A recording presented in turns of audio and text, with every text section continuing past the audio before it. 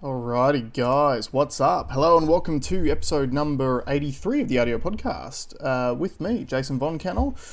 Now, obviously, at the moment, we've got flood issues in Queensland, so you've only got me today. I thought it was a better idea for me to just do one instead of attempting to drive to Brisbane and potentially getting flooded out. But it's a shame that Alex can't be with us today. I know he still has no internet and stuff at home too, so he'll be back up and running soon, and hopefully we'll be back to normal programming by next week. But do not be deterred, we've got heaps to go through today. So what we're going to be running through is a few discussion points. Number one, baby news. Obviously, I've had a new child, which I'll go through all the details on in just a moment. I want to make a brief statement on the Ukraine-Russia war situation, which I will go through shortly. Just want to ad-lib this one a little bit. Next, there has been a study from New York on Pfizer's effectiveness in the age group of 5 to 11-year-olds. They also had some information on the effectiveness in 12 to 17s, but as a follow-up to the podcast I did a little while ago about whether or not to vaccinate your children, I thought it was very important to go through some of the first real-world data that has been collected. Next, there has been a Swedish study on mRNA potentially affecting liver DNA, which we will get stuck into. Also, a section of the COVID genomic sequence found in SARS CoV-2 was actually patented by Moderna 3 years ago, which is obviously pre-pandemic. And then I'm going to finish with a helpful diagram to maybe paint a picture for people who either have only just recently started listening or are only really starting to come through to the potential lab leak theory and all those scenarios, and something that might help you sort of tie it all together a little bit. It's not the most comprehensive image that you may see. I literally just knocked it up in paint, but it might paint a bit of a picture for you anyway. So to start off with, let's go to baby news. So here's the big dog. Here's my boy. Jake Michael Von Kennel was born on Friday, the 25th of February 2022. He was a 3.95 kilo baby, 57 centimeters long, and has a very large set of nuts on him, which I think is particularly important considering the fact that he's literally been born into a global pandemic, potentially World War III, and biblical flooding at the moment. So welcome to the world, Jake Michael Von Kennel. His older brother Nate is very, very happy to have him. He was really, really excited to have the baby at home. It was interesting. We didn't really know if he really understood what was going on while Amanda was pregnant, so we were a little bit iffy on how he was going to go when we brought Jake home, and Nate absolutely loves him. So we're super stoked, happy to have him here. Now, to give an update on the people who've been listening about all of our potential issues that we have had throughout the pregnancy. So we've had a lot of good news. So in the hospital, all of his normal tests he checked out on. He was great. The CMV test is positive for him, so he will need to get some additional monitoring, but the early signs are really good. They did a hearing test on him, which he passed, and the hearing loss was the most likely issue that he was going to have. They also did an ultrasound of his brain as well, and that all looked clear as well. So at this point in time, no real concerns, but we are going to have some extra monitoring for him just to make sure that everything's all good. But everything's looking really, really good. Mum and baby doing really, really well. He's feeding really, really well, which is nice because that means he sleeps really well too. Mum and Jake are actually asleep at the moment while I do this. So yeah, guys, there's my new boy. So the new generation of notorious VK bros are now complete. Alright, let's get into some of the stickier stuff. So as the content suggested, I just want to do a brief statement on the Ukraine-Russia situation. So I have endeavoured a little bit. Now, obviously, I've had a lot going on, and you can see the bags under my eyes and everything. The sleep deprivation is real at the moment. I've been endeavouring to do exactly like what we did with COVID, and I know Alex is exactly the same as well, in that we intend with this channel to always bring you the most honest, genuine, authentic analysis of the news and current events that are really affecting us. Like, we don't just want to talk about celebrities and bullshit. We want to talk about stuff that actually really affects us. and really affects the world and may potentially affect my kids in the future. And obviously, the current war beginning in Ukraine with Russia is a pretty big deal at the moment. Massive, massive story. And I just want to be upfront with you and say the thing that probably most pundits who are commenting on this situation won't say, which is, honestly, we don't have any idea what's happening over there at all. We just don't have a clue. The level of, and I'm going to use the term misinformation, but let's be honest, it's propaganda. Misinformation is just a 21st century word for propaganda. But the level of misinformation that's already been coming out of this war on both sides has been just ridiculously difficult to keep track of. There's already been news articles on both sides that have been caught out for using old stock images from 2018. There have been stories such as the Ukrainian small contingent which told a Russian warship to go F themselves and then got killed. Apparently that's been refuted. So it's very different to the COVID situation, where obviously with COVID there was a narrative that played out throughout the entire pandemic, but all of us could really compare that narrative against our boots on the ground real world experience. Unless we live in Ukraine and Russia, honestly, we got no idea. If any of you guys who are watching and listening do have relatives over there, or you are acutely familiar with the situation, please put in the comments what you feel like is actually going on. But I just wanted to issue a bit of a warning, which is this. The major concern that I have out of this entire situation is that the mainstream media at large has picked a side.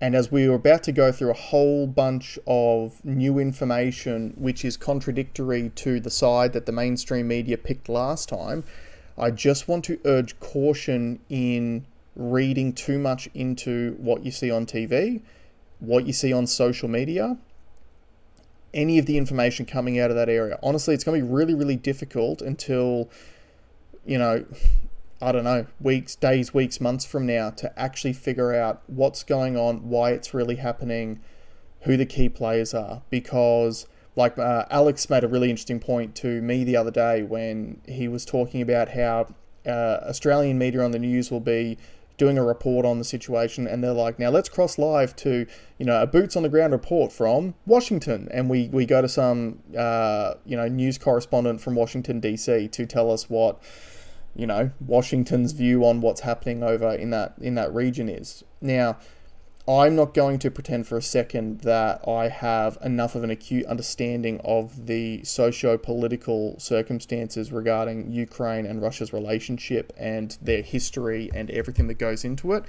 which has brought upon this situation. All I will say is this. Clearly, war is never the best way forward. It's just not. Hopefully the West has learnt from some of the mistakes that we have made in the very recent past, i.e. Afghanistan, Iraq, weapons of mass destruction. Hopefully we have learnt from that, but I am concerned that with the escalating rhetoric from our politicians in Australia, Western politicians in general, whether it's the Biden administration, whether it's Boris Johnson, and certain key figures rearing their heads again, like all of a sudden Tony Blair coming out of the woodwork, I just can't help but feel like instead of doing what is the right thing to do to alleviate this situation as quickly and peacefully as possible, I feel like that military-industrial complex is starting to kick in again, and we are moving further and further down a road that we probably don't need to be moving further down. And just be very, very mindful about the language that's used in the media and social media as well. Everything I've seen has been very emotive. It's all talking about, bombings of childcare centres, women and children being targeted. There was that video that circulated around of a tank crushing a car that was trying to drive past, and the accusation was that it was a Russian tank, and then I've heard another accusation that it was actually a Ukrainian tank. Who knows what's going on? But what I'm 100% positive with is this. There are agendas at play which they use the exact same tools to play these agendas out as they do with every other agenda. They mainly use emotive language to elicit an emotional response, which is hard to argue with by a rational person. So, for example, if you relate it to the COVID stuff, when it was about vaccinations, it was about protecting you, but then they said, oh, it's about protecting your family and making sure you don't bring COVID home and kill granny and grandma. That was that pulling on the heartstrings, because making people emotional it is the easiest way to convince them to do something that you want them to do. Be very, very, very mindful of any media that is putting out emotion-based stories right now. Try to take a step back and look at this thing as objectively as you possibly can. And if you don't know what's going on, if you don't have actual acute knowledge of it, let's learn from COVID, and let's all try to stay out of the public square on this just for a little while. Like, let the people who know what's happening speak. Be mindful of who those people are if they claim to know what's actually happening. And I know that this is rich coming from a guy who's, we've spoken a lot, about COVID and vaccines and stuff for the last 2 years, and we're not scientists, and I get it. I understand that. But the COVID stuff, I invested 2 years of pretty heavy research because it greatly affected my life and was really concerning for a guy who's literally just started a new family. Having a global pandemic, it could have been the largest danger to my children. And at the beginning of the pandemic, we had no idea how bad this is going to be for kids. So I invested so much time and effort into this, and you can at least fall back on the fact that there is a scientific community, and as much as following the science has turned to be into more of a religious doctrine rather than actual scientific method, there's at least some sort of scientific backing to fall back to. When it comes to war and international politics, there ain't the same sort of scientific backing. So, yeah, all I want to say is that I am humble enough to admit that I have no idea what's actually happening over there, and I hope that in the society that we have seen be created over the last 2 years, where everyone seems to have an opinion on absolutely everything, and that's totally fine. There's absolutely no drama with having an opinion on things. All I'm asking you to do is this. Learn from COVID, keep a very, very open mind, and keep your mind open to the fact that what you think is true may not in fact be true. And let's try to move through this as quickly, as peacefully as we possibly can. And that's all I'll say on that for now. Now, getting back to some stuff that I know a little bit more about. So there's a new study which has just come out of, let's bring it up here, which has just come out of New York, which is the first real-world study on the effectiveness of the Pfizer COVID vaccine among children ages 5 to 11 and 12 to 17 years in New York. And I mainly want to focus on the children 5 to 11 because, remember, so the biggest issue that I've had with the, not only the Pfizer vaccine, but all the vaccines in general, this entire pandemic, is the way that they have been misrepresented to the public at the beginning to encourage vaccine uptake. So again, remember, think back to the beginning of the Pfizer rollout. The headline figure was 95% effective at preventing symptomatic SARS CoV-2 infection. That was the headline. And then afterwards, clearly, if anyone's looking around, they will understand that in the real world, we're not talking about it preventing infection. Now we're trying to pretend that, it only ever was meant to stop severe illness, but that's not the case.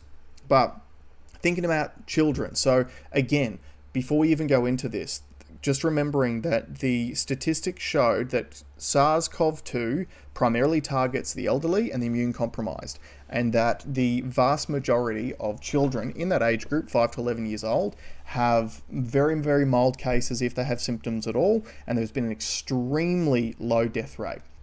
Also keeping in mind that this is a brand new technology that we have never used before, and we are rolling it out at scale. So let's have a look at this. So this paper is a preprint. So this is from medRxiv, so it's the preprint server for health sciences. And it is titled The Effectiveness of the BNT162b2, which is the Pfizer vaccine, among children 5 to 11 and 12 to 17 years in New York after the emergence of the Omicron variant. So this is a key point here, the emergence of the Omicron variant, because remember, as we keep saying, the vaccines are designed on the original alpha strain. They are not designed for the Omicron variant. The alpha strain has not been in circulation really for almost 18 months now. So giving anyone a vaccine which is based on a variant which is no longer circulating, it's the equivalent, we're in 2022 now, you would not go down to the doctors and go, hey bro, it's flu season's coming up, have you got any of that 2020 stuff? No, you want the new flu shot. That's why there's a new flu shot every year. But let's have a quick look at this. Abstract, so importance. There is limited evidence on the effectiveness of the vaccine for children, particularly those 5 to 11 years and after the Omicron variant's emergence. Their objective was to estimate the vaccine effectiveness against COVID cases and hospitalizations among kids in that age group, so 5 to 11 and then 12 to 17 separately.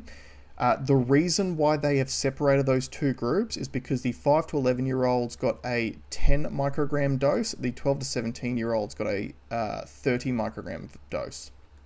So different dose sizes. And this was done in New York State. So main outcomes and measures. New laboratory confirmed COVID-19 cases and hospitalizations. Comparisons were made using the incidence rate ratio, comparing outcomes by vaccination status and estimated vaccine effectiveness. So that's VE. Results. From December 13, 2021 to January 30, 2022, among 852,000 fully vaccinated children aged 12 to 17 years and 365,500 children aged 5 to 11 years, vaccine effectiveness against cases declined from 66% down to 51% in the 12 to 17-year-old cohort, and declined from 68% down to 12% for those that are 5 to 11 years. During the January 24 to 30th week, vaccine effectiveness for children 11 years of age was 11%, and for those age 12 was 67%. So that's comparing obviously those two different dosage sizes, because they're the two cohorts which are closest together in age that have the different dosage sizes. Vaccine effectiveness against hospitalization declined, changed from 85% down to 73% in the children aged 12 to 17, and from 100% down to 48% for those aged 5 to 11. Among children newly vaccinated December 13, 2021 to January 2, 2022, vaccine effectiveness against cases within 2 weeks of full vaccination for children 12 to 17 years was 76%, and by 28 to 34 days it was 56%. For children 5 to 11, vaccine effectiveness against cases declined from 65% down to 12% by 28 to 34 days. So their conclusions and relevance. In the Omicron era, the effectiveness against cases of the vaccine declined rapidly for children, particularly those 5 to 11 years. However, vaccination for children 5 to 11 years was protective against severe disease and is recommended. These results highlight the potential need to study alternative vaccine dosing for children and the continued importance layered protections, including mask wearing, to prevent infection and transmission. Okay, so those are the basics of their study, and I'm going to put all of the links to all this information in the show notes. I encourage you to go and read them yourself. So as a layman, a layperson, what do I take out of this? Number one, it just goes to show you that when, again, it's further proof that, and most people know this and most people claim to have known this the whole time, but it gives further credence to the fact that you cannot just take trial data at face value, because trial data is always going to end up being different to real world data. That's number one. Number two, one of the biggest issues I have with this, so to all those dates in there might be a little bit confusing, especially if you're only listening along on audio. So let me break this down for you. The big key was the vaccine effectiveness in the 5 to 11-year-olds dropped from 65% down to 12% when you went from the 14 days after vaccination to the 28-day mark. So in other words, let me break it down for you. Most of you should already be aware that you are only classified as fully vaccinated 14 days after your second dose. So if you get vaccinated today, 14 days later, your class is fully vaccinated. And that is generally because in that 14 days, you are more susceptible to catching literally any disease because your immune system is being forced to work, right? So it's the same way as if you ever run down with something else, you're more likely to catch a cold or whatever the case may be because your immune system's already being forced to work too hard. So from that day 14 to day 28. So in other words, from the moment that your child from 5 to 11 is classified as fully vaccinated, in 14 days, their protection against infection drops from 65% down to 12%. So in other words, we're looking at vaccinating children with a new vaccine that we've not done the proper long-term studies, like we've mentioned many times before. We don't know what the potential adverse events are long-term down the track from these vaccines. And yet we are still looking at rolling these vaccines out for children when it only potentially gives them a 2-week window of 65% protection. And obviously, you don't go from 65% on day 14 and all the way through to day 27, and then you drop down to 12%. Clearly, it fades every day during that period of time. The next thing about this, which is very concerning for me, is something to keep in mind is that these vaccines were only approved for that cohort under emergency use authorization in the United States. And the threshold that they needed to achieve to be approved was over 50% protection, which doesn't sound like a lot, but you kind of get it when you go, okay, well, it is for an emergency, which again, I will throw the question out there as to how much of an emergency is especially the Omicron variant, particularly in children at this point in time. I don't really think that you could classify children getting infected with Omicron as an emergency. And obviously the justification was to stop transmission. Clearly we've seen that doesn't happen from being vaccinated. So you can get rid of that argument already. So the number one issue that I have is that we are literally using experimental vaccines in children to give them a potential 2-week benefit of 65% protection. And then the other issue is that had that 12% figure come up, these never would have been approved in the first place. So this then leads into what we've also spoken about previously about how all of these medical trials are run by the companies that are trying to sell their drugs. Did Pfizer know about the drop in efficacy before they actually printed the data? Did they know? Surely, if you did an extra 2 weeks of testing, you would have been able to figure out this drop of data. Did they withhold that? I don't know. But the reality of the situation is, if this real-world data was present during the trials, these never would have been approved for emergency use authorization. And then in Australia, the TGA, we've been approving everything based off the best available information, which is essentially, if America approves it, we take their info, they look at it for one day, and then they go, yep, sweet, it's all good. Like, obviously that's a little bit of an exaggeration, but it's essentially what they do. They approve based on the best available information. So, in other words, to sum it up, these vaccines for children never should have been approved in the first place based off the real world data. We should have serious questions about anyone who's looking at vaccinating their kids should have serious questions about the risk-reward ratio of potential unknown long-term adverse events as opposed to a 2-week benefit of 65% protection against a disease which generally, unless your child is immune compromised, should not have a very serious adverse event.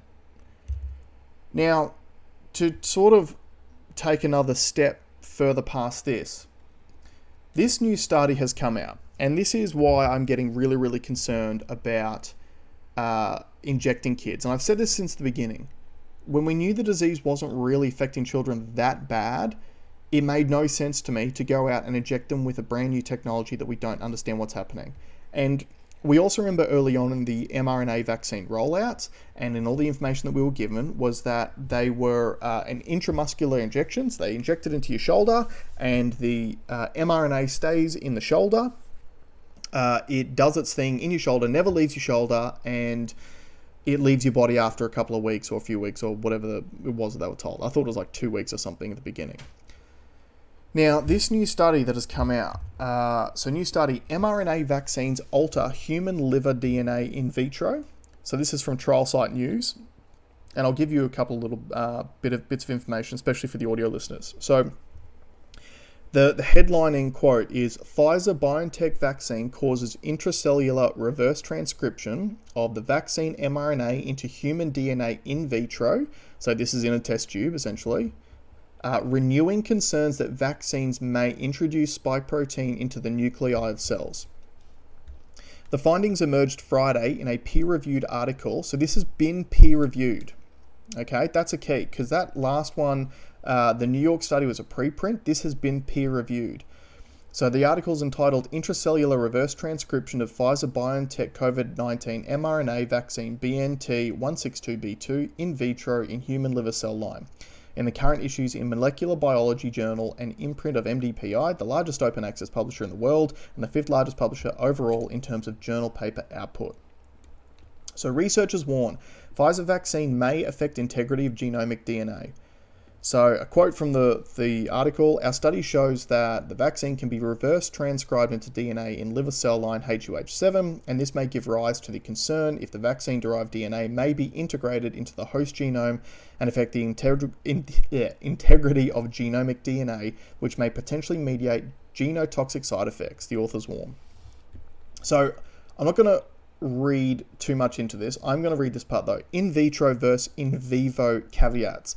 Researchers who conduct in vitro studies commonly remind that results that emerge from laboratories and test tubes often differ from results which are derived in living, fully intact organisms, just like in that New York study we just spoke about.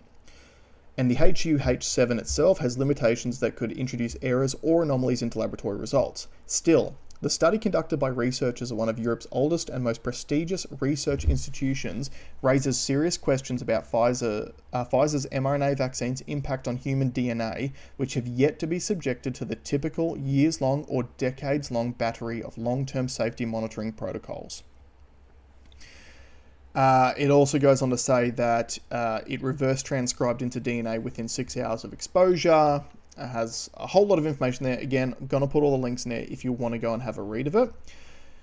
But just to finish up, there's a quote here too. At this stage, we do not know if DNA reverse transcribed from the vaccine is integrated into the cell genome, the authors wrote. Further studies are needed to demonstrate the effect of the vaccine on genomic integrity, including whole genome sequencing of cells exposed to the vaccine, as well as tissues from human subjects who received the vaccination.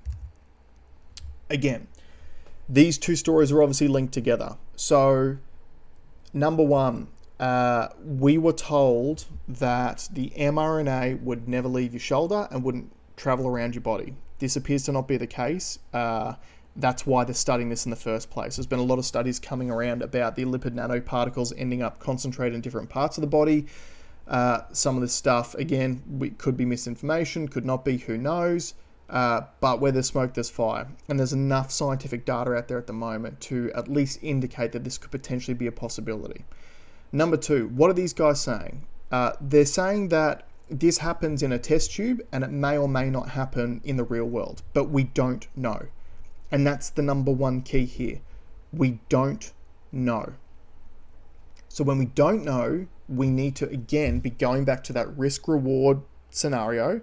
And maybe if we still had alpha variant circulating, which had a higher death rate and lower infectivity rate, maybe you'd be more inclined towards vaccination because it's the vaccines based off that variant and it may protect you from that variant, which was more deadly.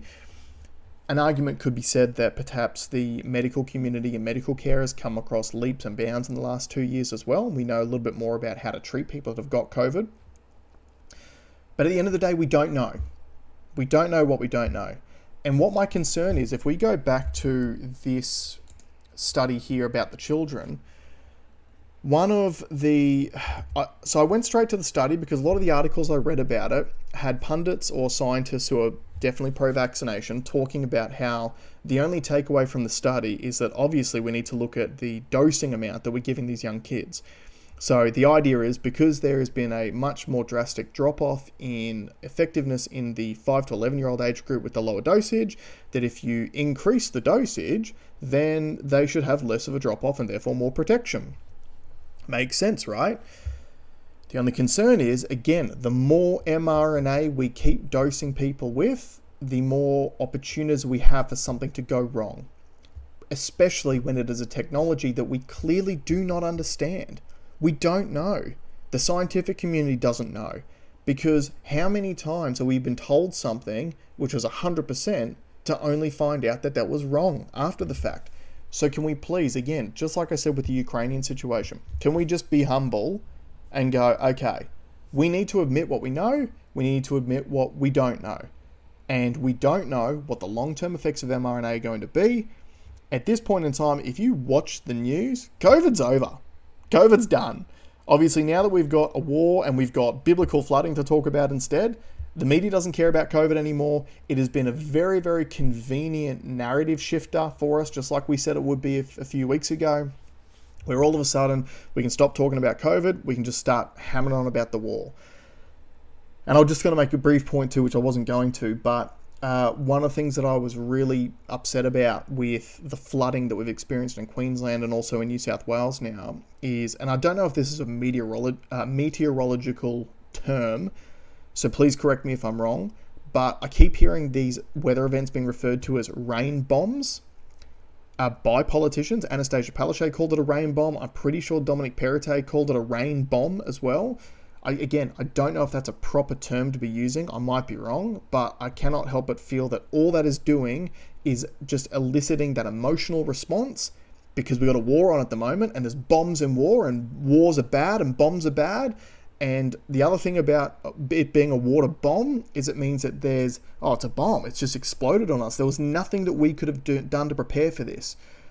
Most of us, especially up here in Queensland, will remember not too long ago that there was mass flooding as well. So perhaps there could have been a little bit more done, but I just feel like, again, I don't know anything about it, not a town planner, not going to make any comments further on that, but all I'm going to say is this: I don't like the emotive language being used to throw further emotion into something that's already a bad situation.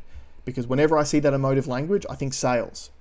Because in sales, when I was selling cars, we were always told to make it an emotional purchase, not a rational purchase. Because emotional people who get tied to a product, who just want it more than anything in the world, they don't make rational decisions.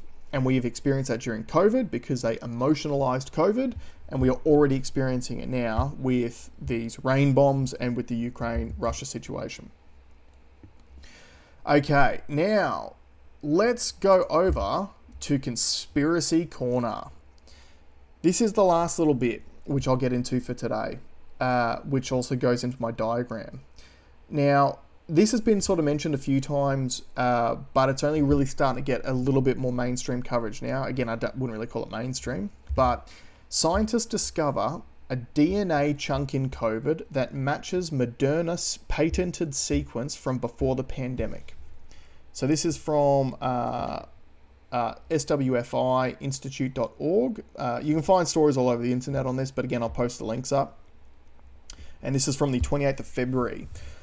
So, COVID-19 is the most severe global pandemic since the influenza pandemic of 1918. A group of researchers discovered that COVID-19 has a small piece of DNA that matched the genetic sequence patented by Moderna 3 years before the start of the pandemic in 2021. A basic local alignment search tool, or BLAST for short, search for the 12 nucleotide insertion led us to a 100% reverse match in a proprietary sequence found in the US patent, it's got the number here, filed on February 4th, 2016. In bioinformatics, BLAST is an algorithm and program for comparing primary biological sequence information, such as the amino acid sequences of proteins or the nucleotides of DNA and or RNA sequences. Moderna filed the patent as part of its cancer research division. COVID-19 is made up of 30,000 letters of genetic code that carry the information it needs to spread that are known as nucleotides. So remember, the last time I did a solo episode, I mentioned how someone had analyzed that genetic code, that 30,000 characters, and saw small sections of HIV-like code that looked like it had been inserted into it. So this is what they're talking about. They use the BLAST algorithm to to search for these genetic sequences. So getting back to this. So the commonality was a very small piece made up of 19 nucleotides. So very small, 19 compared to the 30,000 letter sequence. Analysis of the original COVID-19 genome found the virus shares a sequence of 19 specific letters with a genetic section owned by Moderna, which has a total of 3,300 nucleotides according to the report. The findings were published in Frontiers in Virology, and the team includes Akhil Varshney from Dr. Shroff Charity Eye Hospital in New Delhi. The study is titled MSH3 Homology and Potential Recombination Linked to SARS CoV-2 Furin Cleavage Site. So again, we're talking about that furin cleavage site again. In quotes, the matching code may have originally been introduced to the COVID-19 genome through infected human cells expressing the MSH3 gene, wrote Dr. Balamurali Ambati from the University of Oregon. So the Moderna CEO, Bancel, responds. The researchers suggest the virus may have mutated to have a furin cleavage site during experiments on human cells in a lab. However, the team claimed that there is a 1 in 3 trillion chance Moderna's sequence randomly appeared through natural evolution. This research fuels the lab leak theory of COVID-19. If there was any link of Moderna to a possible lab leak, it would hit the company with major lawsuits. Moderna, along with Pfizer, generated mounds of revenue selling mRNA COVID vaccines to governments around the world. So, anyway, in the CEO of Moderna's response, there's a quote here. And again, obviously, quotes can be taken out of context, but it does say, "My scientists are looking into those data to see how accurate they are or not. As I've said before, the hypothesis of an escape from a lab by accident is possible. Humans make mistakes." The article goes on. When the COVID-19 pandemic started, social media sites like Twitter and YouTube, owned by Alphabet, labeled the lab leak theory as misinformation and censored accounts. Now the lab leak theory has come up as a broad possible theory of how COVID-19 came to pass. The lab leak theory argues COVID-19 escaped from the Wuhan Institute of Virology. The initial theory that was of the origins of COVID-19 at the time pushed by all major media and the World Health Organization was that the virus occurred in bats and jumped to humans, possibly at a wet market. Now, I'm not going to go through all the rest of this. You can go through and read this if you want. Why is this relevant? Obviously, kind of a big deal if a DNA sequence, now look, it is a small sequence, but it is nonetheless an exact match. But why is this important? A little known fact that most people don't know is that the Moderna vaccine is co-owned by the United States National Institute of Health. So this article here from Axios shows the NIH claims joint ownership of Moderna's coronavirus vaccine. And I know, especially for audio listeners, this might be starting to get a little bit messy in your head, but don't worry, I've got that diagram which I will run through, which should tie this up and give you a bit more of an idea of what we're potentially talking about here. So let's look at this article. The National Institutes of Health may own intellectual property that undergirds a leading coronavirus vaccine. Oh, sorry, I should mention, this article itself, super interesting. Again, we'll put the full links up. It's from the 25th of June, 2020. Right, so we're going back 2 years now, 2020. So this is pre-release of the vaccines. And I found this extremely interesting. So let's have a look. Let's read. The National Institutes of Health may own intellectual property that undergirds a leading coronavirus vaccine being developed by Moderna, according to documents obtained by Axios and an analysis from Public Citizen. I need some water. All right, why it matters. Because the federal government has an actual stake in this vaccine. It could try to make the vaccine a free or low-cost public good with wide distribution if the product turns out to be safe and effective. The big picture? The NIH mostly funds outside research, but it also often invents basic scientific technologies that are later licensed out and incorporated into drugs that are sold at massive profits. The agency rarely claims ownership stakes or pursues patent rights, but that appears to be different with this coronavirus vaccine. In quotes, "We do have some particular stake in the intellectual property behind Moderna's coronavirus vaccine," the NIH director Francis Collins said during an Economic Club interview in May. Driving the news, new evidence shines light on the extent of the NIH's involvement. The NIH and Moderna have researched coronaviruses like MERS for several years and signed a contract this past December that stated mRNA coronavirus vaccine candidates are developed and jointly owned by the two parties. The contract was not specific to the novel coronavirus and was signed before the new virus had been sequenced. Let's scroll down. This is some more interesting stuff. What they're saying, NIH said in a statement that its scientists created these stabilized coronavirus spike proteins for the development of vaccines against coronaviruses, including SARS CoV-2, and the government consequently has sought patents to preserve the government's rights to these inventions. Further, NIH has adopted a non-exclusive licensing approach for these patent rights in order to allow multiple vaccine developers to make a vaccine. Interesting point. NIH added that federal employees listed as inventors on these patent applications assigned their rights to the US government. Accordingly, should the United States Patent and Trademark Office and other national patent authorities grant the patents, the US government will hold ownership interest in the patents. Moderna declined to comment beyond a statement which said the company has a broad owned and licensed IP estate and was not aware of any IP that would prevent us from commercializing our product candidates, including the coronavirus vaccine. Between the lines, RISV said co-owning the vaccine could allow the NIH to more broadly license the underlying technology to other vaccine manufacturers, in quotes, without the consent of Moderna, a company that is valued at $25 billion despite having no federally approved drugs on the market. The bottom line, many experts anticipate a coronavirus vaccine, once proven safe and effective, would be made as widely available as possible and that developers aren't likely to seek big profits from it. Partial federal ownership could be a backstop if these assumptions don't bear out, but NIH isn't keen on stepping on industry's toes. In quotes, talking to the companies, I don't hear any of them saying they think this vaccine is a moneymaker, Francis Collins said during his Economic Club interview. I think they want to recoup their costs and maybe make a tiny percentage of increase of profit over that, like single digits percentage-wise, but that's it. Nobody sees this as a way to make billions of dollars. All right, let's fast forward to now. So that was the director of the NIH, Francis Collins, who was saying that not only is it co-owned by the US government, so you may remember us speaking about before, mRNA was a publicly funded technology. It was created by public funding. So taxpayer dollars funded the research which created this technology. Now, the NIH has gone and clearly given that technology to Moderna. They have created a vaccine which is co-owned by Moderna and by the government. And back in 2020, the head of the NIH, who has co-ownership in the patent, was saying that these companies were probably going to make these widely available and didn't want to make any money out of them.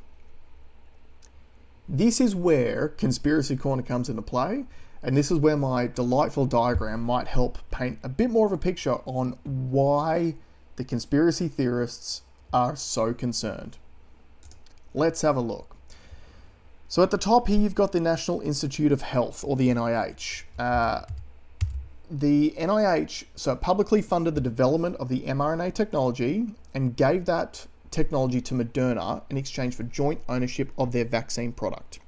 So to the left there, obviously they give it to Moderna, and then Moderna makes the vaccine and they're selling it for massive profits. Let's put that to the side. Underneath the NIH is the National Institute of Allergies and Infectious Diseases, or the NIAID. So that's under the NIH, and that is run by Dr. Anthony Fauci. They are responsible for all of the scientific research grants in America. So you might remember we have spoken about in the past about when there were no mainstream scientists coming out speaking about lab leak in particular, and then later on down the track when there were no mainstream scientists coming and speaking out about vaccine adverse events, everyone was going, oh, well, that's because it's not true, or that's because it's not happening. No. What the concern was that you were then speaking against Dr. Anthony Fauci, who controls the purse strings of literally the entire research community in America. So if you speak against him, you get cut off for life. No more money, no grants, no funding, no nothing. That was a concern. Let's continue on. So from there, Dr. Anthony Fauci and the NIAID then approved grants to EcoHealth Alliance. EcoHealth Alliance is run by Peter Daszak, who was one of the first scientists to publicly dismiss the lab leak theory. So again, let's go back to what we know. When the virus was first discovered, and in Fauci's email dumps that came out because of freedom of information, you can see there was that mad scramble, and then all of a sudden there was that scientific paper that came out that Peter Daszak was one of the 4 scientists on it, talking about how natural origin was the most, by far and away, the most likely origin of the coronavirus. So he happens to be the scientist that is running the company, which then took money as per the diagram. So they took money from the NIAID. In 2018, and we've spoken about this again a few weeks ago, EcoHealth Alliance was rejected by the Defense Advanced Research Projects Agency, so that's DARPA. That's like the military scientific research department in America, for their grant proposal, which proposed to create infectious clones of bat coronaviruses and insert a furin cleavage site. That furin cleavage site is present in SARS CoV-2. EcoHealth Alliance then forwarded that grant money to the Wuhan Institute of Virology, which is a BSL-4, so a biosafety level 4 laboratory that studies bat coronaviruses in Wuhan, where the pandemic began. And as you see from the little arrow, that's where our little friend, the coronavirus molecule, was first discovered. So, if you wanted to get real conspiracy theory, what this may potentially look like is, years ago, the National Institute of Health, or maybe Moderna, maybe it was Moderna first, I don't know. Moderna found this sequence, right, for the furin cleavage site. Then, somehow, in conjunction with the National Institute of Health, has developed mRNA technology, which then goes on to be used in their vaccine. At the same time, a sub-branch of the National Institute of Health, called the NIAID, under Anthony Fauci, is going around the ban on gain-of-function research, so the gain-of-function moratorium that was in place in America, to give money to EcoHealth Alliance, which had just been rejected by the Defense Advanced Research Projects Agency for a proposal to create infectious bat coronaviruses with a furin cleavage site, who they then send that money and potentially, obviously, the research of the Wuhan Institute of Virology, where the coronavirus starts from. Crazy. So, in sales, one of the things that we talk about a lot is creating urgency to buy a product. So, let's say that you were going in to look at a car. One of the urgency stories that we might use with you is maybe you're due for a service coming up, and it's one of the big ones.